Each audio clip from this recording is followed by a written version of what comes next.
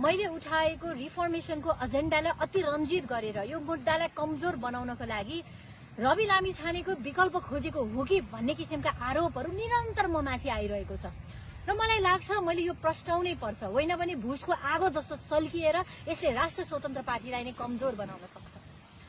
Gen Z क्रान्तिले उठाएको भ्रष्टाचार विरुद्धको मुद्दा र सुशासनको मुद्दालाई स्थापित गर्नको लागि स्वयं राष्ट्र स्वतन्त्र पार्टी पनि यथास्थितिवादमा शिथिल भएर चलिरहने छुट छैन।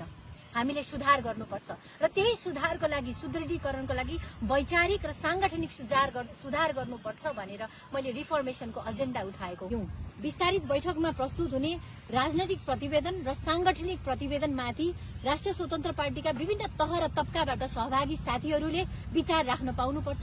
साथै त्यसलाई कम्प्लिटली स्वीकार गर्ने हो कि बहिष्कार गर्ने हो कि संशोधन सहित स्वीकार गर्ने हो, त्यो अधिकार, निर्णयको अधिकार चाहिँ सहभागीहरूलाई दिनुपर्छ, यानी भोटिङ राइट दिनुपर्छ भनेर राखेको छु। विभिन्न माध्यमहरूबाट अफवाह फैलाउने, षड्यन्त्र गर्ने, पार्टीलाई नै कमजोर हुने गरिकन हामी माथि निरन्तर प्रहार भइरहेको छ। कृपया ती मिथ्या आरोपहरूमा नअल्मलिदिनु होला।